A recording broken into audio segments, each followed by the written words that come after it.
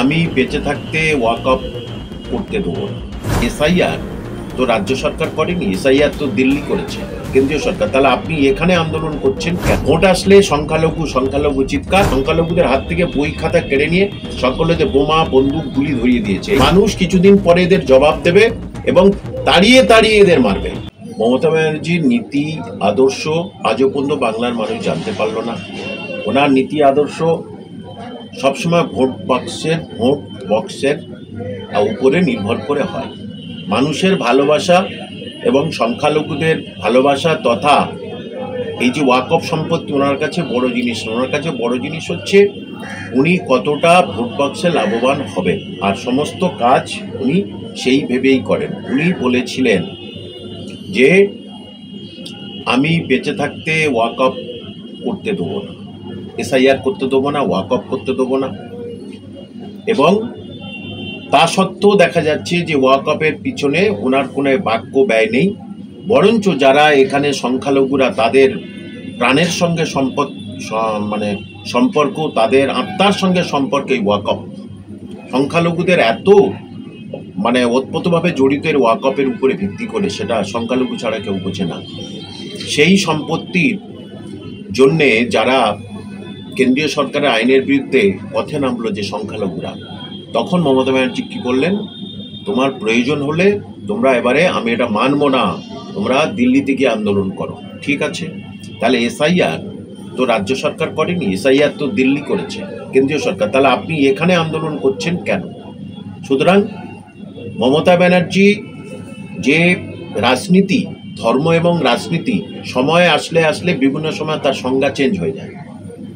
Vote আসলে সংখ্যালঘু চিৎকার, ভোট শেষ হয়ে গেলে সংখ্যালঘুদের সম্পত্তি উন্মুক্ত যে পারে লুটে পুড়ে নিকে। এর পিছনে একটা কারণ আছে। কি কারণ? ওনার এমএলএ মন্ত্রী এই কৃষ্ণনগরে কোট সেখানে বিশাল সব সম্পত্তি করে রেখে দিয়েছে, জোর করে দখল করে রেখে দিয়েছে ওয়াকফ সম্পত্তি। এই কলকাতায় 2-3 জায়গায় ওনারই খুব কাছের লোকজন তারা কিন্তু ওয়াকফ সম্পত্তি ভোগ করছে এবং তারা স্বীকারও করেছে, হ্যাঁ ভোগ করছে। তাহলে উনি জানেন এক্ষুনি যদি ওয়াকফ নিয়ে আমি প্রতিবাদ করি তাহলে আমার সব বার হয়ে যাবে। এবং ওয়াকফ যে কত সম্পত্তি আছে সেই সম্পত্তির হিসেব এখনও নেই, যদিও কেন্দ্র সরকার বলেছে পোর্টাল তোলো। এইবারে তো ঝামেলায় পড়ে যাবে মমতা ব্যানার্জি। এবং এখান থেকে যে বিশাল আকারের একটা ইনকাম হয়, সেই ইনকামটা কোথায় যাচ্ছে? কি ইনকাম হয়? ওয়াকফ সম্পত্তি, এখানে কয়েক হাজার কোটি সম্পত্তি, বিঘা সম্পত্তি, সেখান থেকে ইনকাম হয় না? উনি এটা ওখানে দিয়েছেন, এখানে দিয়েছেন, সেখান থেকে ইনকাম হবে না? ওয়াকফের সম্পত্তি এরকম বিল্ডিং, বড় বড় বিল্ডিং ওয়াকফের, তাহলে সেগুলো ভাড়ায় দিয়েছে, ব্যাংক দিয়েছে, উমুক দিয়েছে, সেগুলো থেকে টাকা ইনকাম হয় না? বিশাল ধরনের টাকা ইনকাম হয়। তাহলে সেইটা থেকে উনি গরিব মুসলিমদের জন্য একটা হাসপাতাল করতে পারেন, কিছু করেছে, আরও কিছু করতে পারেন।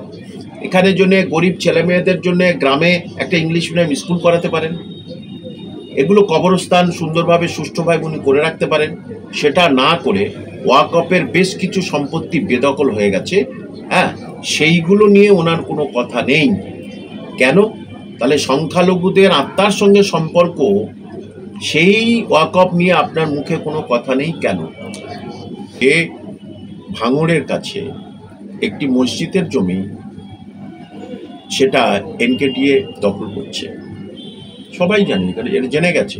তাহলে তাদের নিজস্ব জমি, মসজিদের জমি, সেইটা মমতা ব্যানার্জির এই যে স্বাস্থ্য দপ্তর, এনকেডিএ এবং স্বাস্থ্য দপ্তর সেটাকে বেদখল করছে, তারা আন্দোলনে নেমেছে। তাহলে আমাদের নিজস্ব সম্পত্তি যেটা, সেই সম্পত্তি অধিকার করার ক্ষমতা কে দিয়েছে? মমতা ব্যানার্জিকে। উনি সংখ্যালঘুদের ওয়াকফ সম্পত্তির হয়ে কিছু বললেন না, ঠিক আছে, ওনা বলবেন না সেটা জানি না, মাননীয় সংখ্যালঘুদের পাশে আছেন, তার বার্তায় দিনের জন্য নেই। এটা হচ্ছে মুখের ডায়লগবাজি, ওনার মুখে ডায়লগবাজি। এই পশ্চিমবঙ্গ থেকে উনি সংখ্যালঘুদের জন্য কি করেছেন বলতে পারবেন? সংখ্যালঘুদের জন্য একটা স্পেশাল কোনো ওই করেছেন, প্রকল্প করেছেন বলতে পারবেন? সংখ্যালঘুদের জন্য যে মুসলিম উন্নয়ন প্রকল্প উনি করেছেন, কোনো আলাদা কোনো প্রকল্প করেননি। তাহলে ভোটের আশা করেন কি করে? এই সংখ্যালঘুর যে অ্যাডেড এবং আনএডেড মাদ্রাসাগুলো, তারা রাস্তায় নেমেছে, আপনারা দেখেছেন। তাহলে সেখানে 33 কোটি টাকা মজুদ রেখেছে এই এদের খরচার জন্যে, সেই টাকাগুলো কোথায় যাচ্ছে? আজকে তারা মাইনে পায় না, তারা রাস্তায় ঘুরে বেড়াচ্ছে।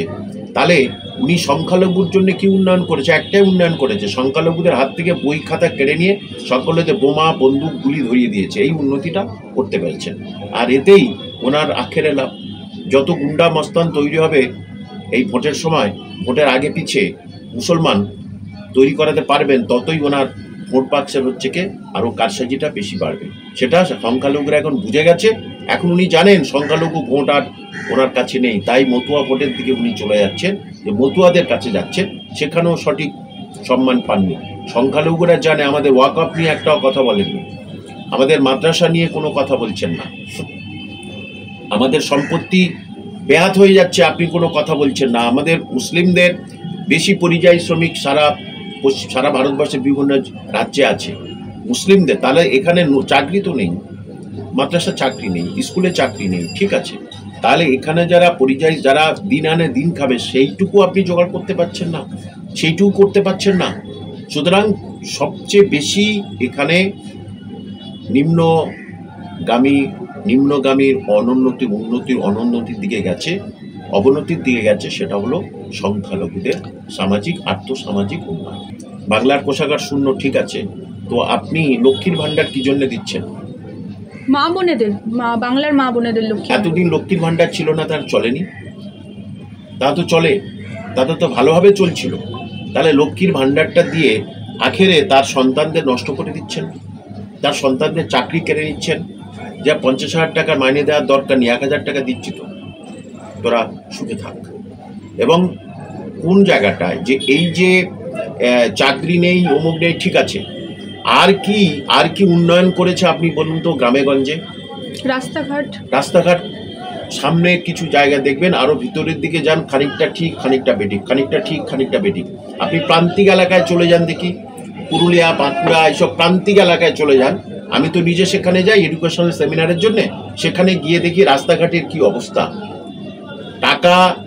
রাস্তা করেছে, তারপরে পিচ উঠে চলে গেছে, রাস্তা টাকা এসেছে, খেয়ে লুটেপুটে খেয়ে নিয়েছে। এটা খুব স্বাভাবিক কথা। আপনি দেখুন এই যে আবাস যোজনার, আপনি দেখুন তাতে কমিশন না দিলে কিন্তু আবাস যোজনার করবে না, এটা খুব স্বাভাবিক জিনিস, কমিশন দিতে হবে। সেরকম ঘটনা আপনার সম্মুখীন হয়েছে? কত সম্মুখীন, আম জনতাই জানে এটা, আপনি একেবারে আম জনতাই জানে। কাটমানি না দিলে আমি এটা করব না, এটা পরিষ্কার কথা। একটা দোকানদার, ছোট দোকানদার সবজি বিক্রি করবে, তার প্রতিদিনে তার 20 টাকা করে দিতে হবে। সে বেচারা সেই লক্ষ্মীকান্তপুর ডামান্ডাওয়ার থেকে আসে সবজি বিক্রি করতে, তাকে দিতে হবে এই টাকা দিতে হবে। এবং এই অত্যাচার গ্রামে গঞ্জে প্রচুর পরিমাণে হয়েছে। কি করে বলে যে ভিক্ষুক, যে খেতে পায় না, একদম গরিব, সে যদি বিজেপি করে তাকে হচ্ছে আমরা আবার কোনো সাহায্য করব না। কেন বলে? তৃণমূলের লিডার বলেছে, জয়নগরের একজন। তা কেন এই কথা বলার সাহস কে দিয়েছে আপনাকে? বিজেপি করলে লক্ষ্মী ভাণ্ডার দেওয়া হবে না। হ্যাঁ, তাহলে এই কথা কে? গণতান্ত্রিক উপায়ে যে যাকে গণতন্ত্রকে ভালোবাসে, সংবিধানকে ভালোবাসে, কে কাকে ভোট যে যাকে ভোট দিতে পারে, সেটা তার গণতান্ত্রিক ব্যাপার। কিন্তু আপনি মানুষের ভোটে জিতেছেন, আপনি প্রশাসনিক প্রধান, আপনি তৃণমূলের মুখ্যমন্ত্রী নন, আপনি প্রশাসনিক প্রধান, তাহলে আপনি সবাইকে সমান চোখে দেখবেন, এটা স্বাভাবিক। তাহলে এই সমস্ত ক্যাডার, নির্লজ্জ বেহা যে সমস্ত ক্যাডার, যারা এইসব বলছে এ পাবে ও পাবে না, তৃণমূল না করলে মানুষ কিছুদিন পরে এদের জবাব দেবে এবং তাড়িয়ে এদের মারবে। এরাই তো ভোটের সময় বুথ দখল করে, আর এর জবাব 26-এ মুসলমানরা দেবে। মুসলমানরা ঠিক করে রেখেছে, ভোট তৃণমূলে যাচ্ছে না, বেশ কিছু 2 থেকে 7 to 10% চলছে নওশাদ সিদ্দিকী, আসাদুদ্দিন ওয়াইসি এবং কংগ্রেসের দিকে ভোট চলে যাচ্ছে। আচ্ছা, সংখ্যালঘুদের এই ওয়াকফ সম্পত্তি বললাম না, একটা আত্মার সঙ্গে জড়িত। যেমন আপনাদের যেমন হিন্দু ভাই বোনদের ট্রাস্ট, মন্দির আত্মার সঙ্গে জড়িত, ঠিক তেমনি এখানে ওয়াকফ সম্পত্তি আত্মার সঙ্গে জড়িত। সেখান থেকে কবরস্থানের ব্যবস্থা হয়, সেখান থেকে কবরস্থানে কিছু চাঁদা করে না কোনোদিন। মসজিদের কিছু নির্মাণ করে দিই, মসজিদ সারিয়ে দিই, তা নয়। প্রান্তিক মানুষরা তারা চাঁদা তুলে এই সমস্ত করে, আর পার্টির লিডার ফিডার তারা কি করছে, এক শ্রেণীর পার্টির লিডার ফিডার তারা ওইগুলো সব ভোগ করছে। মমতা ব্যানার্জি সেটা জানেন, জেনেও কোনো স্টেপ নিচ্ছেন না। জানে স্টেট নিলে ওর কাছের লোকেদের ইনকাম বন্ধ হয়ে যাবে, হয়তোবা টপ লিডাররা সেখান থেকে কিছু ভাগ বসায়, কিন্তু গরিব প্রান্তিক মুসলমানদের যা অবস্থা হয় হোক কিছু যায় আসে না। বেশ কিছু সম্পত্তি তিনি রেখে দিয়েছেন। কালিয়াগঞ্জের এমএলএ তিনি মারা গেছেন, তার বিশাল বড় সম্পত্তি কৃষ্ণনগরে আছে। আরও একজন সে সাংবাদিকতার জন্য বেশ কিছু জায়গা দখল করে রেখেছে, সে স্বীকার করেছে আমি অত নিইনি, এইটুকু নিয়েছি। কেন নেবে? তাহলে সেখান থেকে তুই কেউ ভাড়া দেয় মাসে 50 টাকা, কেউ ভাড়া দেয় মাসে 100 টাকা, একটা বিশাল সম্পত্তি করে রেখেছে। তাহলে যেখান থেকে কয়েক হাজার কোটি টাকা ইনকাম হওয়ার কথা, সেটা সংখ্যালঘুদের উন্নয়নের জন্য করা দরকার, সেই টাকাটা নিজেদের পকেটে যাচ্ছে, একটা শ্রেণী সেটাকে ভোগ করছে। নয়, এটা এই ওয়াকআফ হওয়ার পরে মুসলমানরা বুঝে গেছে মমতা ব্যানার্জি কতটা মুসলমানদের পাশে আছে। ডায়লগবাজি করে চলে, স্যার হতে দেবো না, আমার বুকের উপর থেকে স্যার হতে দেবো না বলেছিল না, তা স্যার করতে দিল কেন? স্যার করতে দিল কেন? আমি বেঁচে থাকতে স্যার হতে দেবো না, তা স্যার তো হয়ে গেল, তা আপনি মরে যাবেন না? আশা করি না।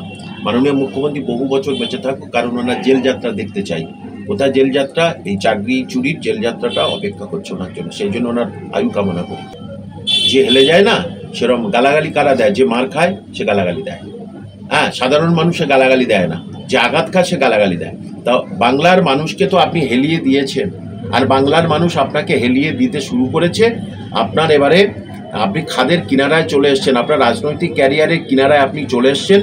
শুধু 26-এ ভোটে আপনি বুঝে যাবেন, খাদে পড়ে যাবেন, আর উঠতে পারবেন না। সংখ্যালঘুদের আরও নিঃস্ব হয়ে যাচ্ছে সংখ্যালঘুরা। ওয়াকফ সম্পত্তি চলে যাবার পরেই সংখ্যালঘুদের বিভিন্নভাবে তারা কিন্তু আরও কোণঠাসা হয়ে যাবে। এই সংখ্যালঘুদের গর্বের বিষয় ছিল এই ওয়াকফ সম্পত্তি। সেখানে সে নন মুসলিম তারা আসতে পারে, ওয়াকফের মধ্যে আসতে পারে, কিন্তু বেশ কিছু রুল যেখানে আছে, কয়েকটা রুল যেটার আমার আপত্তি আছে, যেটা নিয়ে সংখ্যালঘুদের মর্যাদাহানি করা হয়েছে, এবং সেটা যেহেতু পাশ হয়ে গেছে কিছু তো করার নেই। কিন্তু মমতা ব্যানার্জির এই রাজ্যের সংখ্যালঘুর ভোটে উনি জিতে আসেন, ওনার উচিত ছিল সংখ্যালঘুদের একটু গলা ফাটানো, কিন্তু গলা না ফাটিয়ে উনি কিন্তু সংখ্যালঘুদের বিরোধিতা করেছে, সেটা সংখ্যালঘুরা মনে রেখেছে।